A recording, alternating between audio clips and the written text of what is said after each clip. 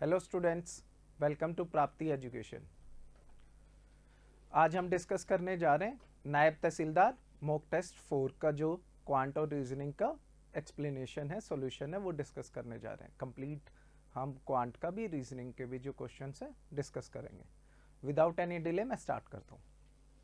First question है जो 81st question है, a number n has odd number of division, उसके फैक्टर्स का नंबर ओड है, मतलब 3, 9 ऐसा कुछ है।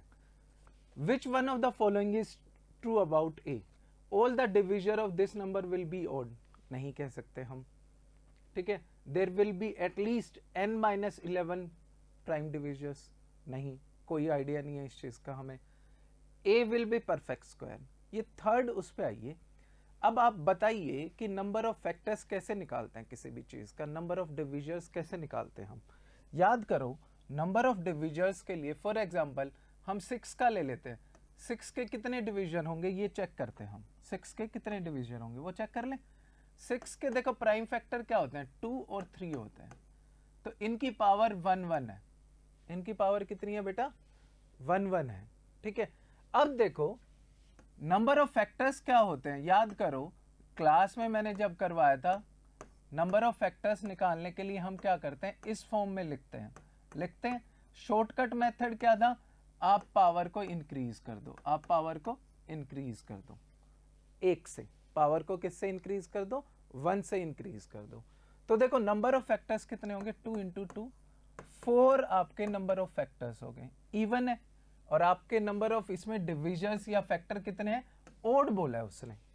अब बेटा ओड फैक्टर्स के लिए क्या होना चाहिए, जो ये टर्म्स मल्टीप्लाई हो रही हैं ये सारी ओड होनी चाहिए, कितनी भी हो, ये चाहे एक्स वाई जेड कितने भी फैक्टर्स हों, प्राइम फैक्टर्स हों, उनकी जो मल्टीप्लाई है, उनकी पावर +1 की मल्टीप्लाई क्या होनी चाहिए, ओड होनी चाहिए, तभी आपका ओड नंबर आएगा।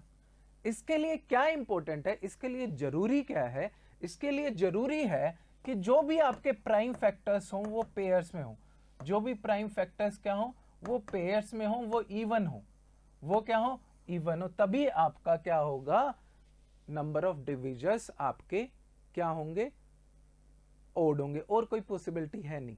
एग्जांपल दे देता हूं आपको। फॉर एग्जांपल 36 ले लीजिए, 36 परफेक्ट स्क्वायर है, इसके प्राइम फैक्टर्स क्या है बेटा, ये होंगे, हाँ जी, 3⁻²। अब देखिए जब आपके परफेक्ट स्क्वायर क्यों होता है ये, देखो बेटा नंबर ऑफ फैक्टर्स कितने हो जाएंगे, 3 इंटू 3 9, समझ लो, क्योंकि देखो हम एक पावर इंक्रीज करते हैं, एक पावर इंक्रीज करते हैं, तो सभी पावर्स को ओड बनाने के लिए आपका पावर तो इवन होनी चाहिए, क्योंकि नंबर ऑफ फैक्टर्स हम क्या करेंगे, 2+1 इंटू 2+1, कोई भी हो, 4+1 या 6+1, कितनी भी पावर हो, लेकिन वो इवन होनी चाहिए, और सारी की सारी पावर्स इवन होनी चाहिए, तभी आपके नंबर ऑफ डिविजर ओड हो सकते हैं। समझ आया, देखिए ध्यान से देखिए, पावर नंबर ऑफ डिविजर्स आपको क्लास लगानी चाहिए, अगर आपको ये चीज समझ नहीं आ रही, क्लास आपकी यूट्यूब पे अवेलेबल है। सीधी सी बात है, नंबर ऑफ डिविजर्स कैसे निकालते हैं, किसी के भी हम एक पावर इंक्रीज कर देते हैं, किसकी, जैसे यहां 1 थी इसको 2 कर दिया, यहां 1 थी इसको 2 कर दिया, नंबर ऑफ फैक्टर्स हो गए 4। ओड फैक्टर होने के लिए ये टर्म ओड होनी चाहिए और ये टर्म भी ओड होनी चाहिए। ये दोनों टर्म ओड कब होगी, जब आपकी पावर इवन होगी। पावर इवन होगी मतलब पावर पेयर्स में है, पावर पेयर्स में है मतलब आपका नंबर परफेक्ट स्क्वायर है। आपका नंबर क्या है बेटा, परफेक्ट स्क्वायर है। गॉट दिस, इजी क्वेश्चन है बट समझना है आपको। चलिए सेकंड क्वेश्चन पे, what is the reminder when 32 raise to power 32, ये यहां रेज टू पावर 32 है बेटा, इज डिवाइडेड बाय 7 है बेटा। इजी क्वेश्चन है ये, बहुत इजी क्वेश्चन है। इसको आप कैसे कर सकते हो, देखो तरीके बहुत हैं, किसी भी तरीके से कर सकते हो। फाइनली आपको ax प्लस a की फॉर्म 1 की फॉर्म में ले आना है, ax प्लस 1 या ax माइनस 1 की फॉर्म में। अब देखो 7 से डिवाइड हो रहा है, हम इसे ऐसे कर सकते हैं, ध्यान दो बेटा, इसको मैं ऐसे कर सकता हूं, 7 इंटू 4 प्लस 4, 32 हो गया ये की पावर 32। अब बेटा ये तो 7 से डिवाइड हो रहा है, इससे तो कोई मतलब नहीं है, इससे तो रिमाइंडर आएगा ही नहीं। रिमाइंडर किससे आएगा बेटा? रिमाइंडर आएगा बेटा 4^32 से। ठीक है, अब मैं इसको कैसे कर सकता हूँ? 4^32 को क्या कर सकता हूँ? 2^68 कर सकता हूँ, 64 सॉरी, क्या कर सकता हूँ? 64। क्यों कर सकता हूँ आप खुद बताइए। अगर आप इस चीज को 2 ये करते हो तो सीधी सी बात है, इतनी प्रैक्टिस तो आपकी होनी चाहिए कि आप सीधा इसे ये सोच पाओ। अब देखो 7 के नजदीक आपकी, 7 के फैक्टर्स के नजदीक आपकी सबसे क्लोज जो पावर 7 के फैक्टर्स के होती है, 7 के मल्टीपल्स के, सॉरी 7 के मल्टीपल्स के होती है, वो क्या है? 7 × 1 + 1 8, 2^3। तो उस फॉर्म में बनाने के लिए आप इसे क्या करोगे? 2^3 की फॉर्म में बनाना है। तो उस फॉर्म में बनाने के लिए हमें क्या करना पड़ेगा? हमें इसको, इस पावर को 3 से डिविजिबल बनाना है। तो ऐसे कर सकते हैं, 2 × 2^63, एक ही बात है, कोई फर्क है? अब ये तो आपका होगा 2 रिमाइंडर होगा, क्योंकि 2 को 7 से, 2 is divided by 7, reminder is 2। अब इसका रिमाइंडर निकालना है, इसको इस फॉर्म में लिख लो बेटा। बताओ किसी को भी डाउट है? 63 को मैं क्या लिख सकता हूं बेटा? 63 को मैं क्या लिख सकता हूं? 63 को मैं लिख सकता हूं, हाँ जी 21 लिख सकता हूं ना। क्यों? क्योंकि मैंने 3 अंदर ले लिया। इसको मैं क्या लिख सकता हूं? 21। 8^21 डिवाइडेड बाय 7, 2 तो हमारा है ही रिमाइंडर। अब देखो ये 8 किस फॉर्म में आ गया? 8 × 8 किस फॉर्म में आ गया बेटा? इस फॉर्म में आ गया। इस फॉर्म में रिमाइंडर क्या होता है? हमेशा 1 होता है।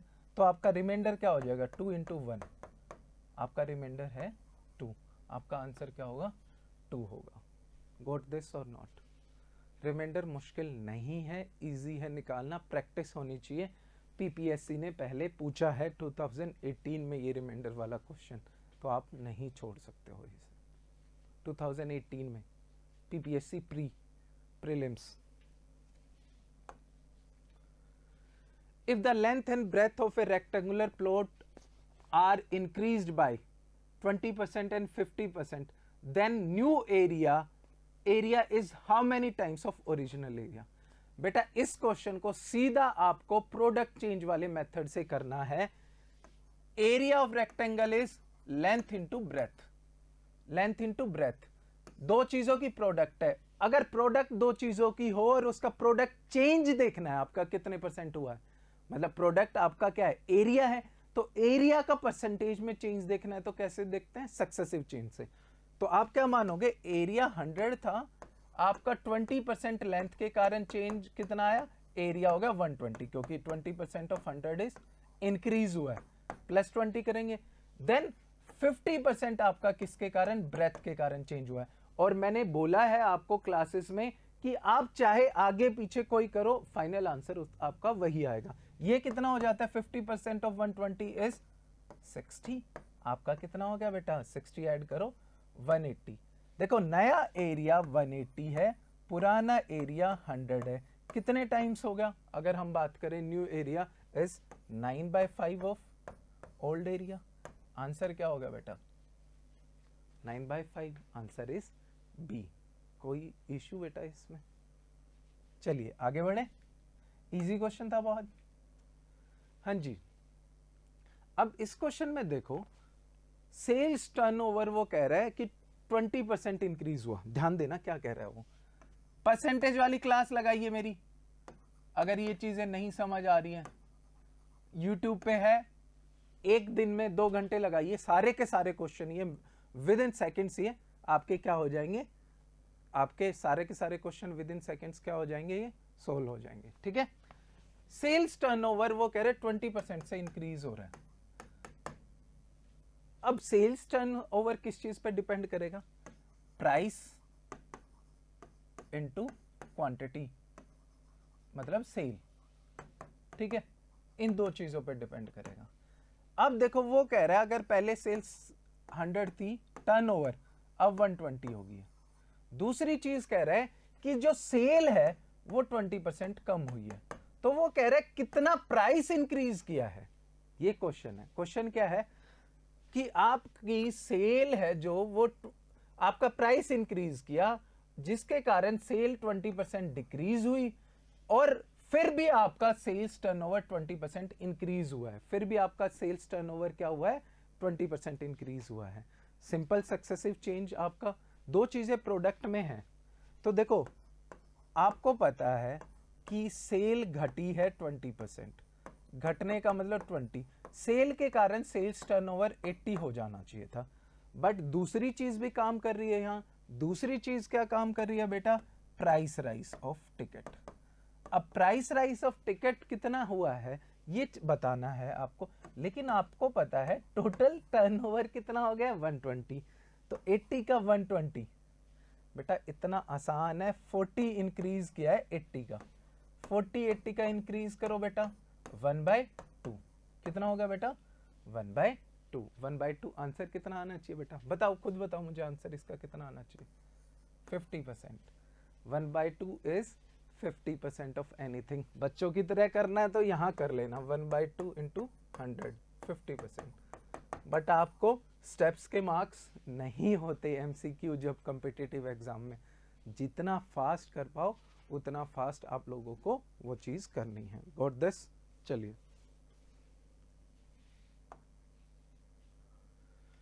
विच of the following discount option is better for the customer. बेटा मैं इसको सोल्व करके भी दिखा सकता हूं, लेकिन मैंने बहुत बार बोला है देखो डिस्काउंट ऑप्शन सारी इक्वल है, 20 30 एंड 10, 30 20 एंड 10, 10 20 एंड 30 सारी इक्वल है, ठीक है। तो आपका जो डिस्काउंट होगा ना वो हर बार सेम आएगा, चाहे कोई भी आगे पीछे ले लो, कोई भी आगे पीछे ले लो, इसका कोई फर्क नहीं होता बेटा, इसका कोई फर्क नहीं होता। 10% डिक्रीज डिस्काउंट हो रहा है ना, 100 का 30% डिक्रीज बताओ कितना होता है 30, 70 का 20%। अब मैं हर बार बच्चों की तरह नहीं करूंगा, this is your 4th test, आपको पता होना चाहिए कि 70 का 10 हो गया 7, उसका डबल 14, 14 माइनस करो, सेम इसका 5.6 माइनस करो, आपका आ गया 50.4। किसी भी तरीके से निकालो, अगर आपकी जो फिगर्स हैं वो सेम है तो तीनों सेम होंगे, तो आपका आंसर क्या आएगा, आइदर ऑफ दीज, तीनों के तीनों ही ठीक है। आप निकाल के देख लीजिए। देखो क्वेश्चन टफ नहीं थे, ये रीजनिंग टाइप क्वेश्चन है, जो आपको नॉलेज अच्छी है तो वो इजिली सोल्व हो जाएंगे। Got this? Any issue? चलिए नेक्स्ट बढ़े, 85th हो गया, 86 क्वेश्चन पे आते हैं। 86 क्वेश्चन है बेटा, देखो ट्रेडिशनल मेथड से भी, अब आपका 4th टेस्ट है ये, थोड़ा थोड़ा ट्रेडिशनल से अगर बच्चे आप नहीं भी क्लासेस लगाइए, थोड़ा थोड़ा आप फास्ट करने की कोशिश करो, ठीक है। Read the passage below and solve the question based on it. 35 years की पूरी क्लास की एज है, ठीक है, एवरेज एज है। वो कह रहे हैं एक लड़का 25 वाला निकल गया है, जिसके कारण क्लास की जो एवरेज एज है वो 1 से इंक्रीज हो जाती है, मतलब 36 हो जाती है। कितनी हो जाती है बेटा, 36। How many students were there in the class. दो तरीके हैं, ट्रेडिशनल मेथड से क्या करोगे, देखो total age of the class निकाल लो। टोटल एज कितनी होगी बेटा क्लास की, पहले शुरू में जब वो स्टूडेंट था, टोटल नंबर ऑफ स्टूडेंट्स मान लेते हैं x, total number of student क्या मान लेते हैं x, पहले सबकी एज कितनी थी 35 एवरेज एज, ये टोटल हो जाएगा, ये टोटल हो जाएगा। जब वो लड़का निकल गया है तो एज कितनी हो जाएगी बेटा x माइनस 1, क्योंकि एक बच्चा निकल गया है, इनटू वो कह रहे हैं कि एवरेज 1 से इंक्रीज हो जाती है, 1 से इंक्रीज होगी तो एवरेज, नई एवरेज कितनी हो जाएगी बेटा 35 प्लस 1 36 होगी है न्यू एवरेज, इसमें कोई आपको डाउट नहीं होना चाहिए। ये टोटल है। अब देखो ये टोटल किसके बराबर होना चाहिए, क्योंकि जो लड़का गया है उन्होंने बोला है उस लड़के की एज है 25। मुश्किल नहीं है, सोल्व कर लो। 36 minus 36x minus 36 equal to 35x minus 25। बेटा इधर ले आओ इसको, 36x minus 35x equal to 11। x की वैल्यू कितनी है 11, यही पूछा है ओरिजिनली क्लास की वैल्यू, ओरिजिनली बच्चों की वैल्यू, टोटल स्टूडेंट्स कितने थे, how many students were there in the class originally. कोई भी मुश्किल हुई इसमें? ये तो था ट्रेडिशनल मेथड, तो भी आपको स्टेप्स तो करने पड़े ना बेटा, स्टेप्स तो सारे करने पड़े। अब एक बात बताओ मुझे, इसको आप पढ़ के क्यों नहीं सोल्व कर पाओगे? एक बात बताओ, 35 थी एवरेज, और बच्चे की एज कितनी थी जो निकला 25, मतलब वो 10 एक्स्ट्रा देके गया है, सभी में डिस्ट्रीब्यूट कर रहा है 10, और 10 का डिस्ट्रीब्यूशन क्या होगा, जितनी एक्स्ट्रा एवरेज इंक्रीज हुई है वो सब में डिस्ट्रीब्यूट हुआ है, 1 1 1 1 1 इंक्रीज हुई है। अगर उसने 10 एक्स्ट्रा दिए तो 10 बच्चों की इंक्रीज हुई है, इसका मतलब उसको छोड़ के 10 बच्चे थे और एक वो खुद हो गया, 11 बच्चे नहीं हो गए, आंसर 11 नहीं हो जाएगा, 11 नहीं हो जाएगा। देखो इस चीज को सोचना कितना आसान है, वो एक्स्ट्रा 10 छोड़ के गया क्योंकि एवरेज थी 35 और उसकी थी 25, वो एक्स्ट्रा 10 डिस्ट्रीब्यूट होगा जितने भी स्टूडेंट्स में, जो भी स्टूडेंट्स बचे हुए हैं नंबर ऑफ स्टूडेंट्स पे डिस्ट्रीब्यूट होगा। और आप कह रहे हो एवरेज एक एक से बड़ी है, तो ऑब्वियसली 10 एक एक करके 10 बच्चों पे ही डिस्ट्रीब्यूट होगा, नहीं होगा। प्लस 1 वो खुद है 11, सोच के सेकंड्स में नहीं कर सकते इस क्वेश्चन को, आप कर सकते हो, समझ रहे हो मेरी बात? ऐसे करना है एग्जाम में। चलिए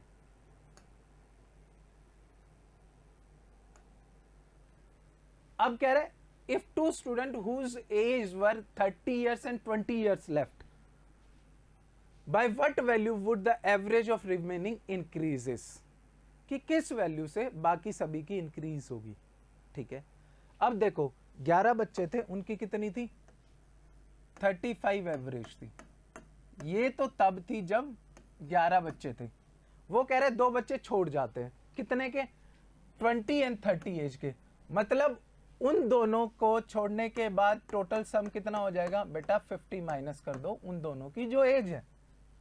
ये कितने बच्चों की एज होगी बेटा 9 स्टूडेंट्स की एज होगी। ये कितने बच्चों की होगी 9 स्टूडेंट्स की। ठीक है, तो मान लो न्यू एवरेज क्या हो जाएगी 9 इंटू न्यू एवरेज किसके बराबर है, इस सम के बराबर है। ये देखो ये कितना है, ये कितना है 35 इंटू 11 कितना हो गया बेटा 385 माइनस 50 कितना आ गया बेटा, ये आ गया आपका 335।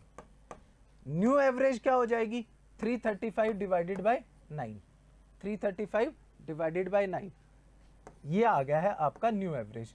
अब वो कह रहे हैं न्यू एवरेज कितनी बड़ी है, बेटा ये कर लो, पुरानी एवरेज कितनी थी 35 थी, कितना हो गया ये 335 minus 320 315 sorry 315 divided by 9, 20 by 9 आ गई। ये तो था लॉन्ग मेथड, ये कौन सा था 20 बाय 9। टाइम तो इसमें भी नहीं इतना ज्यादा लगा, लेकिन सोच के कैसे करना है, सोच के कैसे करना है, 10 सेकंड है आपके पास सोच के करने के लिए। कैसे, सबकी एवरेज है 35, 2 बच्चे गए 50 वाले, अगर वो 70 चले जाते तो एवरेज सेम रहनी थी, बट वो 70 नहीं गया, वो कितना आउट हुआ बेटा 50, क्योंकि 2 बच्चों की एवरेज 35 35 प्लस 50, मतलब वो 20 एक्स्ट्रा छोड़ के गए हैं, 20 एक्स्ट्रा डिस्ट्रीब्यूट होगा 9 बच्चों में, इसका मतलब एवरेज कितने से बढ़ेगी 20 बाई 9। हो गया 10 सेकंड में क्वेश्चन। बताइए मुझे नहीं हुआ क्या? मजा आएगा ऐसे करोगे तो। और इसके लिए क्या करना है, मेरी क्लासेस पूरी लगानी है आपको। देखो ट्रेडिशनल मेथड से तो हर कोई कर लेगा, टाइम सेव करना है ना। इस बार पीपीएससी ने जो आपको खेल दिखाया था, समझो उस बात को यार। हाँ जी, अब वो कह रहा है कि रेशो गिवन है, टोटल सम है 4 नंबर्स का 253, 253 रेशो गिवन है A B B C C D, कितनी कितनी रेशो है 2:3, 5:6 एंड 8:9। जो सबसे पहला काम करना है, आपको ए बी सी डी की रेशो निकालनी है। और बेटा सबसे इजी मेथड बताता हूँ जब इतनी लंबी रेशियो, देखो ट्रेडिशनल मेथड क्या है, आप क्या करोगे 3 और 5 को इक्वल करना है तो इसको 5 से गुना करो और इसको 3 से करो, फिर इन दोनों को इक्वल करना है उतने से ही इन दोनों को गुना करो, फिर आपकी रेशियो आएगी। और मैं जो मेथड बताने जा रहा हूं वो देखो कितना आसान है, ध्यान देना वो मेथड। आपको कुछ नहीं करना, आपको जो स्टेप वाइज मैं बता रहा हूं चीज वही कर रहे हैं लेकिन स्टेप्स आपके कम करके दे रहा हूं, मैं स्टेप्स कम करके दे रहा हूं। जो आप एक एक करके जो फाइनल आंसर निकालोगे वो एक साथ निकाल दो। वो एक साथ कैसे निकलेगा, एक ही वैल्यू निकालनी है, सारे न्यूमरेटर को मल्टीप्लाई कर दो 80, करना तो मुश्किल नहीं है, 80 मल्टीप्लाई कर सकते हो। अब b की वैल्यू निकालनी है तो b यहां से स्टार्ट होता है, b जहां से स्टार्ट होता है वहां से, और जहां न्यूमरेटर में b आता है वहां टर्न लेना है और मल्टीप्लाई नीचे तक करना है सारे न्यूमरेटर्स को। तो 3 इंटू 5 इंटू 8 कितना होगा बेटा 120। अब c का भी ऐसे ही करना, डिनोमिनेटर से शुरू करना, जहां c आ जाता है न्यूमरेटर पे आ जाओ, डिनोमिनेटर से शुरू किया, जहां c आ जाता है उसके बाद न्यूमरेटर पे चले जाओ। 6 into 3 18, 18 into 8 114। d 6 into last term है तो आप क्या करोगे, सारे डिनोमिनेटर्स को मल्टीप्लाई करोगे, ये कितना होगा 54 इंटू 3 162। रेशो क्या आ गई बेटा 40 60 72 81, ये रेशो आ गई। अब क्वेश्चन कितनी देर में हो जाएगा, इसको x मान लो, 40x plus 60x plus 72x plus 81x equal to 253। बेटा ये मैं लिख के दिखा रहा हूं, आप तो सीधा 253 लिख दोगे ना, यहाँ आप तो सीधा मान लोगे कि 253 है, कोई इश्यू ही नहीं है क्योंकि आपको दिख रहा है 100 प्लस 153 253। मैं तो बच्चों की तरह करके दिखा रहा हूं आपको। x की वैल्यू कितनी आ जाएगी 253 बाई 253, मतलब 1 ही आ जाएगी। तो सेकंड टर्म 60, थर्ड टर्म 72, इनकी एवरेज कितनी आ जाएगी, दोनों को ऐड किया डिवाइडेड बाय 2 66। आंसर क्या होगा आपका 66, आपका आंसर आना चाहिए। समझो कि नहीं समझो बच्चे। देखो ज्यादा लंबा क्वेश्चन नहीं है, ज्यादा से ज्यादा 40 to 50 सेकेंड्स का क्वेश्चन है, बात किसकी है प्रैक्टिस की बस। चलिए आगे चलते हैं, आगे बढ़े। हाँ जी चलिए, हाँ जी ये क्वेश्चन देखो, है तो क्वेश्चन ये, पहले ट्रेडिशनल मेथड से करके दिखाता हूं, जैसे मैन डेज के हिसाब से करना है, ठीक है। अब देखो कह रहा है कि 25 man are employed to do a piece of work in 24 days, और क्या होता है after 15 days 10 more men are engaged and the work finish a day before। तो टोटल मैन डेज निकालो, मतलब टोटल मजदूरियां निकाल लो कितनी होगी। देखो पहले 15 दिन, पहले 15 दिन 25 लोग काम कर रहे हैं, पहले 15 दिन कितने लोग काम कर रहे हैं बेटा 25 इंटू 15, मैन डेज आगे 15 डेज के। नेक्स्ट क्या है 10 मैन और आ जाते हैं, तो मैन कितने हो जाएंगे टोटल 25 प्लस 10 कितने हो जाएंगे बेटा, वो 35 लेंगे। पहले 15 दिन तो इन्हीं 25 बंदों ने काम किया। नेक्स्ट कितने, एक दिन पहले काम कर देते हैं, मतलब टोटल 23 डेज में ही फिनिश कर देते हैं।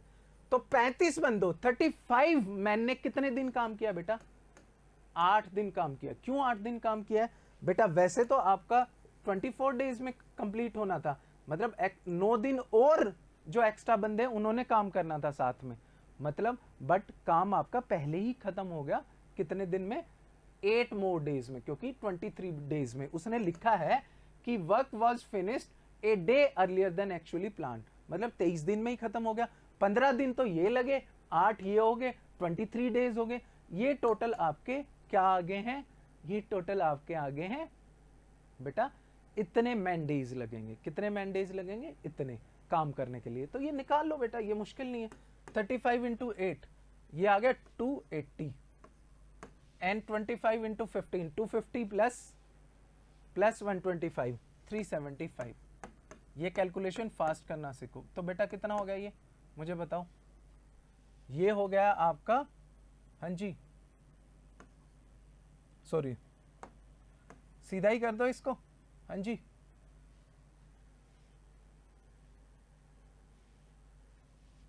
655 आई थिंक, कोई इशू नहीं आना चाहिए। कितना आ जाएगा 655, ठीक है। इतने टोटल मैन डेज आपके लगेंगे, इतने टोटल मैन डेज मतलब इतनी मजदूरियां लगेंगी। अब वो कह रहा है कि अगर आपके नंबर ऑफ मैन नहीं इंक्रीज करते तो ओरिजिनली काम कितने दिन में खत्म होता। तो ओरिजिनली मैन कितने थे 25, आपको निकालना है कितने दिन में खत्म होता। 655 डेज, इतनी मजदूरियां तो लगनी थी, इतने मैन डेज तो लगने थे। तो आपके डेज क्या आ जाएंगे बेटा 655 डिवाइड बाय 25, इट्स अराउंड बेटा कितना आ जाएंगे 2, हाँ जी 15 6.2 डेज। ऐसे करना होता है। ये कर लिया, ठीक है। अब मैं इसे 20 या 25 सेकंड में करके दिखाऊं, कैसे करके दिखाऊं, देखो ध्यान देना जो मैं कह रहा हूं, ध्यान से बेटा। जो मैन एक्स्ट्रा काम किया है, मतलब जब जो एक्स्ट्रा मैन आए उन्होंने मिलकर 23 डेज में काम कर दिया, कर दिया। जो एक्स्ट्रा बंदे आए हैं उन्होंने 8 दिन काम किया है। कितने दिन काम किए 8, और कितने 10 मैन ने 8 दिन एक्स्ट्रा काम किया है। जो अलग से एक्स्ट्रा बंदे कितने लगाए थे 10 ही लगाए थे, और 8 दिन, ये 80 मैन डेज उन्होंने काम किया। अब आपको सीधा क्या करना है, जो 23 से एक्स्ट्रा कितने दिन और लगते जब नॉर्मल बंदे रहते। तो नॉर्मल बंदे कितने हैं 25, वो इस एक्स्ट्रा वर्क को कितने दिन में कर दे 85 डिवाइडेड बाय 80 डिवाइडेड बाय, हाँ जी 25, ये कितना होगा बेटा 3, हाँ जी 3.2 डेज। आ गया ना सीधा, 23 प्लस 3.2 डेज, 26.2 डेज में आपका काम खत्म हो जाना चाहिए था अगर आपके नए मैन नहीं आते। तो बेटा कितना ही टाइम लगा। सीधा सोचो, जो एक्स्ट्रा काम किया है जो नए बंदों ने, वो काम पुराने बंदे करते, वो कितने दिन में करते वो पुराना काम पुराने बंदे। देखो एक्स्ट्रा काम उन बंदों ने 80 मैन डेज किया, पुराने बंदे 25 थे, 25 बाई 80, वो इतने एक्स्ट्रा दिन लेते। कितना था 3.2, वो ऐड कर दो 26.2 आंसर। मुझबान नहीं कर सकते हो, ओरल ही कर सकते हो इस चीज को आप। हाँ जी, excluding stoppage the speed of a bus is 54 kilometre per hour, अगर वो रुक के ना चले सीधा जाए, and including stoppages 45 kilometre per hour है। तो स्टॉपेज कितने देर का है बेटा। इन क्वेश्चन में आपको क्या करना है, जो एक्सक्लूडिंग जो स्टॉपेज जो है ना उसको देखना है पहले। 54 किलोमीटर पर आवर है, उसके बाद देखना है स्टॉपेज के साथ 1 घंटे में कितना कवर करती है 45 किलोमीटर। आपको जो स्टॉपेज के साथ कवर करती है, कितना कवर करती है 1 घंटे में 45 किलोमीटर, ये विदाउट स्टॉपेज कितनी देर में कवर कर लेगी, मतलब 45 किलोमीटर इस स्पीड से कितनी देर में कर लेगी। तो देखो इस स्पीड से 54 किलोमीटर करती है 60 मिनट्स में, करती है क्योंकि स्पीड आपकी 54 किलोमीटर पर आवर है। 1 किलोमीटर 60 बाय 54 मिनट्स में, 45 किलोमीटर बेटा 60 54 इंटू, हाँ जी बेटा 45 से मल्टीप्लाई कर दो, ये आपका आ गया 9 जा 5 9 जा 6 10। बिना स्टॉपेज के वो 45 किलोमीटर को 50 मिनट में ही कवर कर देती। तो जो एक्स्ट्रा 10 मिनट लग रहे हैं उसको, वो किस चीज के लग रहे हैं, स्टॉपेज के लग रहे हैं, है ना, वो स्टॉपेज के लग रहे हैं। इसका मतलब स्टॉपेज कितनी देर का है 10 मिनट्स का पर आवर। समझ गए हो कि नहीं समझ गए हो, कोई भी इशू है, आसान है ना, बस आपको याद रखना है कैसे करना। बहुत बच्चे कंफ्यूज होते हैं, इसमें विदाउट स्टॉपेज वाली स्पीड से स्टॉपेज वाला डिस्टेंस कितनी देर में कवर कर देती है वो निकाल लेना है, घंटे से वो माइनस कर देना है। 50 मिनट्स है तो बच गए कितने आपके पास, 10 मिनट्स। 10 मिनट्स आपका आंसर हो गया। चलिए आगे बढ़ते हैं। ए boat cover 12 kilometre and 18 kilometre down stream in 3 hours. बेटा इस क्वेश्चन को करने के कई तरीके हैं। पहले मैं थोड़ा सा आपको किससे करके दिखाऊंगा, लॉन्ग मेथड से, ट्रेडिशनल मेथड से जो हम करते हैं, ठीक है, जैसे स्कूल के बच्चे करते हैं। हमने मान ली, देखो बोट की स्पीड मान ली हमने स्टिल वाटर में u, कितनी मान ली u, एंड करंट की स्पीड मान ली बेटा हमने v। अब स्टीम क्या हो जाएगी, जब ऊपर की तरफ जा रही है तो u माइनस वी स्पीड हो जाएगी। अब स्टीम हो जाती है 12 kilometre, 12 by u minus v, समझ गए, 12 by u minus v plus में, हाँ जी 18 डाउनस्ट्रीम की स्पीड क्या हो जाएगी, करंट की स्पीड ऐड हो जाती है बोट की स्पीड में। ये हो गया, ये किसके इक्विवेलेंट है बेटा, 3 घंटे के इक्विवेलेंट है। दूसरा 24 किलोमीटर डाउनस्ट्रीम एंड 36 अपस्ट्रीम। तो देखो 36 अपस्ट्रीम तो ये हो गया, एंड डाउनस्ट्रीम कितना बेटा 24 किलोमीटर है, u plus v equal to 6.5। बेटा ये बन गई है इक्वेशन, ये क्या बन गई, एक इक्वेशन बन गई है 2, ठीक है, सिंपल इक्वेशन है, मुश्किल नहीं है, कोई मुश्किल नहीं है।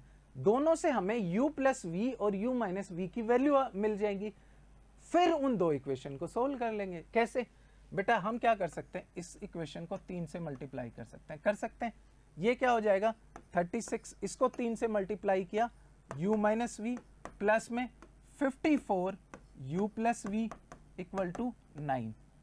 दोनों इक्वेशन को सोल्व कर लो, कर लिया, ये तो कट जाएगा, ये क्या हो जाएगा आपका -30 u plus v equal to -2.5, ये माइनस हो जाएगा, ये चीज आ जाएगी, u प्लस वी की वैल्यू आ जाएगी। इससे क्या आ जाएगी आपकी u प्लस वी, क्यों आ जाएगी, u प्लस वी को उधर ले जाओ, 2.5 को इधर ले आओ, कितना आ गया बेटा 12, कितना आ गया बेटा, ये 12 आ गया, 2.5 30 डिवाइडेड बाई 2.5, ये आ गया 12 आपका, u प्लस वी आ गया 12, u प्लस वी कितना आ गया 12 आ गया। अब इस चीज को एक इक्वेशन में पुट कर देते हैं, कौन सी इक्वेशन में, ऊपर वाली में ही पुट कर देते हैं, u प्लस वी हमने निकाल लिया, ठीक है। अब ऊपर वाली में हम पुट कर देते हैं इसकी वैल्यू 12, तो क्या आ जाएगा 12 over u minus v plus में 18 ओवर, ध्यान देना क्या कर रहा हूं, 18 ओवर u प्लस वी 12 आया था इक्वल टू 3, ये वाला 3 काट देते हैं, अभी हमें इसका यूज नहीं है, वो मल्टीप्लाई किया था तब निकालने के लिए। अब क्या आ गया, u माइनस वी की वैल्यू निकाल दो बेटा, 12 over u minus v equal to क्या हो गया 3 माइनस 1.5, ये 1.5 है बेटा, 18 डिवाइडेड बाय 12 क्या आता है 1.5, तो u माइनस वी कितना आ गया बेटा 12 ओवर 1.5 एंड इट्स कितना आ गया ये बेटा, हाँ जी 12 ओवर, ये आ गया 8, u प्लस वी आ गया, u माइनस वी आ गया, u प्लस वी भी आ गया, u माइनस वी भी आ गया, इसको दोनों को सोल्व कर लो, u प्लस वी आपका कितना है 12, u माइनस वी कितना है आपका कितना है 8, दोनों को सोल्व कर लो। दोनों को सोल्व कैसे करेंगे, हमें क्या निकालना है, what is the speed of current v निकालना है, तो इसको माइनस कर दो, इसको प्लस कर दो, ये माइनस, नीचे वाली इक्वेशन को माइनस करो उससे, ये कट जाएगा, 2v इक्वल टू, हाँ जी बेटा 4v इक्वल टू 2, आपका आंसर क्या आ जाएगा, करंट की स्पीड 2 किलोमीटर पर आवर। बेटा लंबा क्वेश्चन है, ऐसे क्वेश्चन आते हैं। अब बेटा सीधा कैसे करना है, इसको सीधा कैसे सोच के करना है, आपको क्या करना है, सीधा कैसे करना है, आपको क्या कर लेना है, सीधा सीधा ना ये सोच लो, ध्यान देना मैं कैसे, जो सोच के करने को मैं बोल रहा हूं। पहले वाली इक्वेशन में आपका क्या है, 12 बाय क्या है 12 किलोमीटर चली है अपस्ट्रीम, 18 किलोमीटर डाउनस्ट्रीम चली है, कितने 3 घंटे में।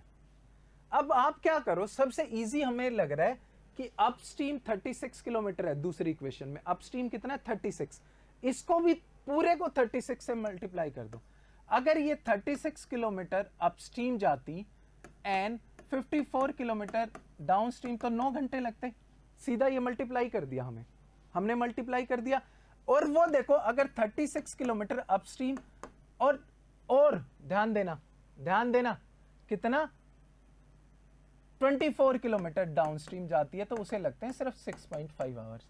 जो एक्स्ट्रा घंटे लगे हैं वो किसके कारण लगे हैं, 2.5 आवर्स लगे हैं 30 किलोमीटर डाउनस्ट्रीम जाने के लिए। तो 30 बाय 2.5, जो डाउनस्ट्रीम है उसकी स्पीड कितनी आ गई है 12 किलोमीटर पर आवर। आ गई है कि नहीं आ गई है बेटा, कितना ही मुश्किल हुआ ये, 12 किलोमीटर पर आवर की डाउनस्ट्रीम की स्पीड आ गई है। ठीक है, डाउनस्ट्रीम की 12 किलोमीटर पर आवर आ गई है। अब ये निकालना कितना मुश्किल है बेटा, सीधी सी बात है, 12 किलोमीटर पर आवर जाता है, 18 किलोमीटर कितने घंटों में चला जाएगा वो बेटा 1.5 आवर्स में। तो 12 किलोमीटर अपस्ट्रीम कितने घंटे में जाएगा वो 3 हाँ जी 12 किलोमीटर ये पूछा उसने 3 माइनस 1.5 आवर्स में, मतलब 12 किलोमीटर अपस्ट्रीम जाता है वो 1.5 आवर्स में, तो सीधा निकल जाएगा। डाउनस्ट्रीम 8 किलोमीटर पर आवर आ गई। आपको पता है अगर करंट निकालना है तो इनको माइनस करके 2 से डिवाइड करना है, अगर स्टील बोट की निकालनी है तो इनको प्लस करके 2 से डिवाइड करना है। स्टील बोट की कितनी हो जाएगी 12 प्लस 8 20 बाई 2 10। करंट की 12 माइनस 8 डिवाइडेड बाई 2 मतलब 4/2 2 आंसर। ऐसे करना होता है एग्जाम में ऐसे करोगे आप इसको। Got this?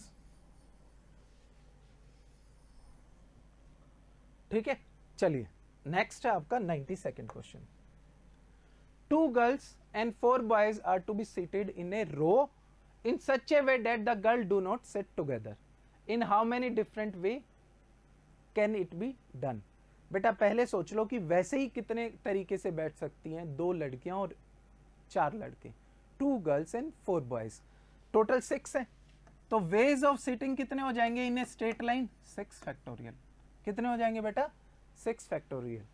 सीधी सी बात है 6 फैक्टोरियल कितना होता है 720 वेज है। बट वो कह रहा है कंडीशन लगा दी है कि 2 लड़कियां साथ नहीं होनी चाहिए, तो हम वो कंडीशन ले लेते हैं जब हमेशा वो लड़कियां साथ होंगी।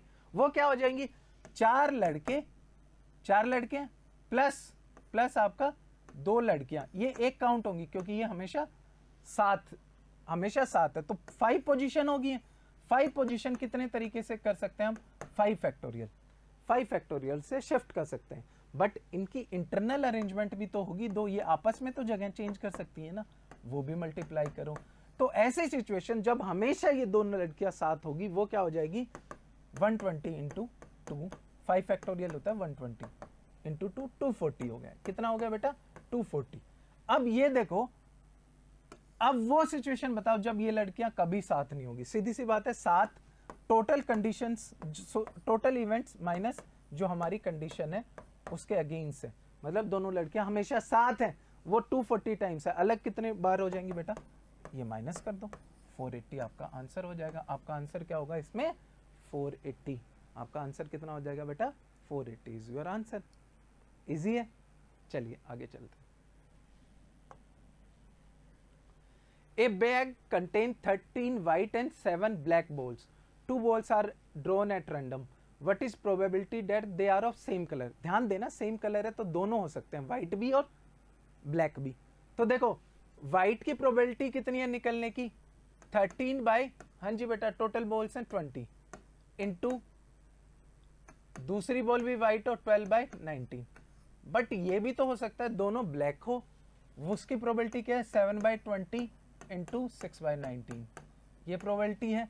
दोनों को कितना ही टाइम लगेगा बेटा काटने 10, ये क्या आ गया 6, कितना हो गया बेटा 78 और 190 हम ले ही लेते हैं यहाँ, और ये हो जाएगा 3 और ये हो जाएगा 10 प्लस 21 99 डिवाइडेड बाय 190।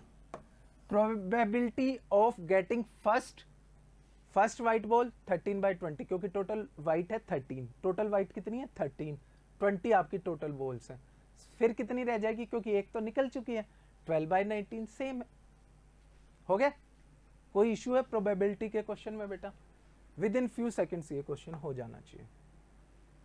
अब देखो ऐसे क्वेश्चन को करते वक्त, ये है सेट थ्योरी का क्वेश्चन, बच्चे कंफ्यूज हो जाते हैं। कुछ नहीं करना, मैंने हमेशा बताया यहां से स्टार्ट करना है। कितने दोनों कॉफी भी पीते हैं, टी भी पीते हैं, एक्स मान लिए, तो अकेली कॉफी कितने बच्चे पीते हैं बेटा कॉफी 37 लाइक कॉफी, तो 37 माइनस एक्स, ये हो गया अकेले कॉफी पीने वाले। टी वाले 52 माइनस एक्स। अब बेटा इसका टोटल देखो कितना होना चाहिए, टोटल होना चाहिए, वो कह रहे वो नहीं है, मतलब ऐसा कोई नहीं है जो ना पीता हो, एटलीस्ट एक तो पीता ही पीता है, तो मतलब टोटल किसके बराबर आ जाएगा 37 माइनस एक्स इक्वल टू किसके बराबर होना चाहिए बेटा 70 के बराबर होना चाहिए। तो निकाल लो बेटा, कितना हो गया minus x equal to 70 minus 37 minus 52, कितना आ गया माइनस 19, एक्स की वैल्यू कितनी आ गई 19, मतलब 19 लोग हैं जो कॉफ़ी पीते हैं, 19 लोग हैं जो दोनों टी एंड कॉफ़ी पीते हैं। इजी क्वेश्चन है बेटा, सेट थ्योरी में हमेशा यहाँ से स्टार्ट करना, आपको वो A union B, A intersection B कुछ नहीं करना, जैसे मैं बता रहा हूँ वो करते जाओ, इजी रहेगा। हाँ जी, पाइप्स एंड सिस्टीन का क्वेश्चन है। दो पाइप हैं, एक ले रही है बेटा 15 मिनट्स, दूसरी ले रही है 10 मिनट्स, ठीक है respectively, and a waste pipe, ठीक है, कैन कैरी ऑफ 7 लीटर। तीन पाइप है तो पर मिनट निकालो तीनों का, ए का पर मिनट हो जाएगा बेटा 1/15, बी का 1/10, सी का मान लो गिवन नहीं है, मान लो सी x मिनट में एम्प्टी कर देती है, एम्प्टी कर रही है, ध्यान देना, तो सी का कितना हो जाएगा पर मिनट काम -1/x। अब वो कह रहे हैं जब तीनों इकट्ठी चलती हैं तो 120 मिनट्स लेती हैं, 2 आवर्स, 2 आवर्स कितने हो गए 120 मिनट्स, तो तीनों का मिलके पर मिनट का काम कितना हो गया 120, तीनों का मिलके पर मिनट का काम कितना हो गया 120। अब ये देखो सीधी सी बात है, वो कह रहा है कि आपका पहले भरा हुआ था टैंक और फिर तीनों इकट्ठा चलते हैं, 2 घंटे में वो खाली हो जाता है, वो क्या हो जाता है खाली हो जाता है। तो सीधी सी बात है इनका, हाँ जी, तो काम किसका, अगर मैं बात करूं इसको किस टर्म्स में बात करूं, इन दोनों का काम, हाँ जी, मिला के, ठीक है, हाँ जी, ये क्या कर रही हैं भर रही हैं और वो क्या कर रही है खाली कर रही है, ठीक है। कितने घंटे में होता है बेटा 1/, लेकिन हाँ एक ध्यान रखना, यहां आप ये नेगेटिव काम लोगे, नेगेटिव काम क्यों लोगे, खाली कर रहा है वो ना कि भर रहा है, ये ध्यान देना, -1/20 लोगे, क्यों, क्योंकि उसने खाली किया है, नेगेटिव काम है। तो देख लो 1/6 -1/x इक्वल टू -1/20, पूरे उसको खाली कर देता है, क्योंकि पर घंटे 2 घंटे में खाली करने का काम है, तो -1/20 होगा। तो इसको सोल्व करो, इसको सोल्व करके आपका आ जाएगा x की वैल्यू कितनी आ जाएगी बेटा, x की वैल्यू निकाल लेते हैं, हाँ जी, x की वैल्यू 6x, ऊपर कितना आ जाएगा x - 6 इक्वल टू -120, इसको सोल्व करो, ऊपर ले जाता हूं मैं, ठीक है, ऊपर देखो, इसको सोल्व करोगे तो आपका 120x - 720 इक्वल टू 6x, तो x की वैल्यू आ जाएगी 720 हाँ जी बेटा 126, ये होता है आपका 120/21, मतलब x इतने मिनट काम करती है भरने का, x मिनट कितने आ गई आपकी 120/21, क्योंकि x क्या माना था जितने मिनट में वो एम्प्टी कर देती है, तो इतने मिनट में एम्प्टी कर देती है, और वो 7 लीटर पर मिनट काम कर रही है, कितना कर रही है 7 लीटर पर मिनट। तो सीधी सी बात है कितने लीटर का टैंक हो गया वो 120 मिनट्स में तो खाली 120 बाय 20 मिनट्स में खाली करती है। और पर मिनट कितने लीटर खाली करती है? 7 लीटर। इतने लीटर का टैंक है आपका, 40 लीटर का टैंक है। कितने लीटर का टैंक है बेटा? 40 लीटर। आंसर क्या हो जाएगा आपका इसका? 40 litre. Any issue? Step wise, 2 positive काम कर रही है, 1 नेगेटिव काम ज्यादा क्या हो रहा है? एम्प्टी हो रही है। वो एम्प्टी हो रहा है तो इसका मतलब नेगेटिव वर्क लोगे, -1/20, क्योंकि 2 घंटे में खाली कर रही है वो। तो 1 मिनट का काम कितना हो गया? 1/20, 1/120 सॉरी, 1/120। चले आगे बढ़े। हाँ बेटा, थोड़ा सा डायग्राम आपको आई थिंक थोड़ा सा लाइट दिखेगा, दिख रहा है, ठीक है। आप अपने पीडीएफ पे भी देख सकते हैं। अब देखो ये चीज ध्यान दो, एक तो ये ग्राफ दे रखा है, ये ग्राफ दे रखा है, दूसरा ये टेबल दे रखी है, ए और बी की रेशियो, प्रोडक्शन की, ए और बी की, और सेल्स की भी। बेटा शुरू में तो आपको लगेगा कि ये टफ क्वेश्चन है, बट ये बहुत इजी क्वेश्चन है, बहुत ज्यादा इजी क्वेश्चन है। आप थोड़ा डीआई का यही होता है, आपको लॉजिक लगाना होता है। लॉजिकली अगर करोगे तो हो जाएगा, लॉजिकली अगर करोगे तो हो जाएगा, दिमाग लगाना है। अब फर्स्ट क्वेश्चन देखो, उसने क्या दिया है, in which of the following year is the percentage increase decrease in the production of company A from the previous year is second highest. मतलब जो परसेंटेज इंक्रीज या डिक्रीज है वो सेकेंड हाइएस्ट है, कुछ भी परसेंटेज वाइज। तो बेटा देखो वैसे तो क्या है, सारे बच्चे क्या करेंगे, देखो 2016 का कितना हो जाएगा, ध्यान देना, इंक्रीज या डिक्रीज, इंक्रीज हुआ है 30 बाय, ध्यान देना 30 बाय 850 इंटू 100। 2017 का बेटा ये हो गया आपका 250 बाय बेस क्या होगा 880, जिस ईयर से कंपेयर करके कर रहे हैं, 880 इंटू 100। 2018 का बेटा, 2018 का 540 है, ये 90 का डिफरेंस है, तो 90 डिवाइडेड बाय बेस ये, क्योंकि इससे कंपेयर कर रहे हैं, डिक्रीज हो रहा है कितना 630 इंटू 100, ठीक है। 2019 का। अब बच्चे क्या करते हैं, इन सबको कैलकुलेट करते हैं। क्यों कर रहे हो कैलकुलेट? ध्यान देना, पहले लिख लो, ये कितना हो जाएगा 2019, हाँ जी, कितने का डिफरेंस है 160 का, बेस क्या है इसके कंपैरिजन में 160 बाय 540 इंटू 100, ठीक है। 2020 कितना हो जाएगा 50, डिक्रीज कितना हुआ 50 का, किससे 700 से इंटू 100। अब एक चीज सेकंड लोवेस्ट सेकंड हाईएस्ट पूछा है बेटा, ये दिख रहा है आपको, ये 10% से कम है, दिख रहा है, क्यों 10% से कम है? 85 का 850 का 10% होता है 85, काट दो, ये लोवेस्ट होगा, हाईएस्ट हमें देखना है। आपको ये दिख रहा है 50 10% से भी कम है 700 का, काट दो, कोई जरूरत नहीं है। ये दिख रहा है 1/7 हो गया, 1/7 लगभग 14% होगा, काट दो, बच गए क्या ये दोनों, इन दोनों को कंपेयर करो, इन दोनों को कंपेयर करो, बस इसको सोल्व करोगे, ये आपका आएगा लगभग 28 पॉइंट समथिंग, ये आएगा आपका 29.46, ये 28.4। तो बेटा दोनों में छोटा सेकंड हाईएस्ट पूछा है ना, इंक्रीज और डिक्रीज, तो सेकंड हाईएस्ट तो ये होगा ना 2017। आपका आंसर क्या होगा 2017, आपका आंसर क्या होगा 2000। सारे नहीं करने हैं, विजुलाइज करके आपको टॉप 2 देखना है, क्योंकि बेटा ये 10% से कम है, ये 10% से कम है, ये 10% के नजदीक है, ये 30 के नजदीक है, दोनों इंक्रीज और डिक्रीज। यही चीज होती है आपका डीआई में, आपको हर चीज कैलकुलेट नहीं करनी होती है, यही एडवांटेज आपको उठाना है।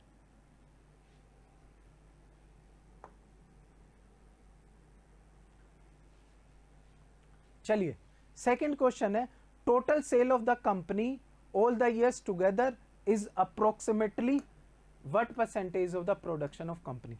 बेटा क्वेश्चन ये टफ नहीं है, लेंथी है थोड़ा सा। आपको क्या करना है, इन सब का टोटल करना है, फिर सेल्स का टोटल करना है। उसने पूछा है सेल्स प्रोडक्शन का कितने परसेंट है, लगभग सेल्स का टोटल करोगे आपका आ जाएगा अराउंड 2700, और इसका टोटल करोगे आपका आ जाएगा 4250। तो आपका कितना हो जाएगा बेटा, लगभग 63.5%। ये कैलकुलेशन तो आप करोगे ना, एडिशन आप करोगे, ये करना तो मुश्किल नहीं है। कितनी देर का क्वेश्चन है, 30 सेकेंड्स का।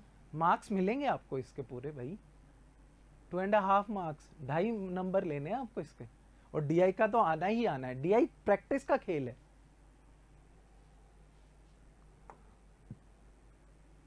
हाँ जी, अब देखो, what is the average production of company B in all years together.